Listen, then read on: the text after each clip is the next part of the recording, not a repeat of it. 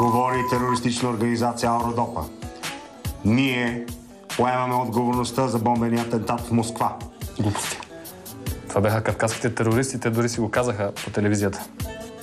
Само ако кажеш още една дума и аз ще те убия, разбрали ли? Нещастник. Прост. Нали трябва някакъв рейтинг да направим? Нещастник. Говори терористична организация Алродопа. Ние поемаме отговорността върху грипа, който бил не е в България. Глупости. Грипа се предава единствено по въздушно-капков път. А това по какво се предава? Нещастник прост.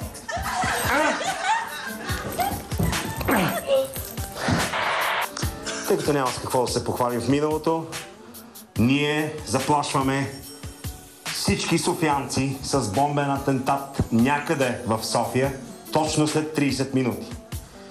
Този човек ще умре и заедно с него ще умрат стотици други. Айде, отивай да се пакетираш, за да се взривиш. На мен не ми се умира. Не ми се умира. Не умира. Нито умира. А защо си станал терорист?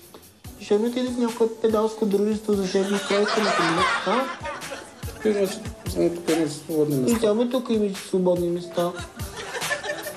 Айде бягай да се опаковаш. Ще се разпочваш още малко. Урод, мръсен. Цайско ще отиде. Аз не мога.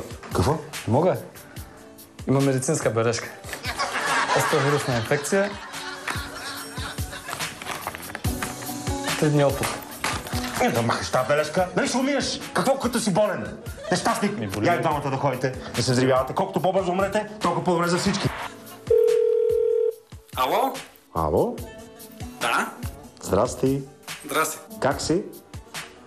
Кой се обажда, извиняйте? Аз обаждам нещастник просто. Въпросът е защо ти се обаждаш. Ами звън на телефона и ние го вдигнахме. Мък! Ти няма да се обаждаш. Говоря с другия. Как да... Кой да се обажда сега, не разбрах? Виж, пратих ви преди 2 часа и 15 минути да взривите киносалон. Защо не може да се справите с една проста задача? Филмът беше много интересен. Кой филм? Ами, Анджелина Джоли се оказа, че е шпионен. А Джони Деп сам е бягал от себе си. Не бе, той имаше пластична операция. Това беше Джони Деп, който го гониха. Ало? Кой бягаше? Аз тъй не разбрах до края, бе. Ало? Станимире. Ало? Той си беше той. Джони Деп беше този, дет го гонеха още от самото начало, само. На мен ми се умира. Не ти умира. А защо влезе в терористичната организация? Можеше да бъдеш някакъв педал, примерно, в някое дружество за шеф и кройка. А? Имаше свободни Само тук имаше свободни места. Нещастник. Ти ще ходиш.